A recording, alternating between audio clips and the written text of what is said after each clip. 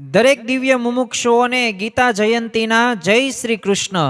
આજે આ ગીતા જયંતીની અંદર આપણે એક સંદેશાઓ થોડાક પ્રાપ્ત કરવાના છે, કારણ કે આજે એક નાનો એવો સંકલ્પ રહ્યો ને એ આપણે આવતીકાલ આપણી સુધારશે।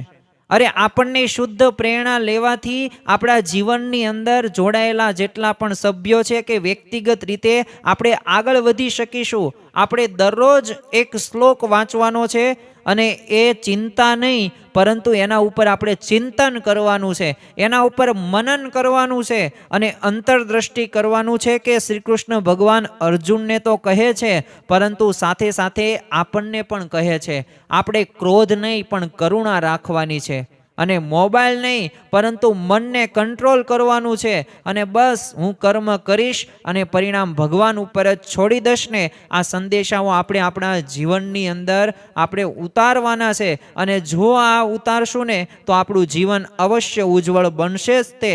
તો આજે આ ગીતા જયંતીનો દિવસ છે, તો આજે આપણે સંકલ્પ કરીએ કે શ્રીમદ ભગવદ્ ગીતા દરરોજ 10 થી 15 મિનિટ આપણે એનું મનન અને શ્રવણ અને પઠન પણ કરીશું। જય શ્રી કૃષ્ણ, જય શ્રી રામ।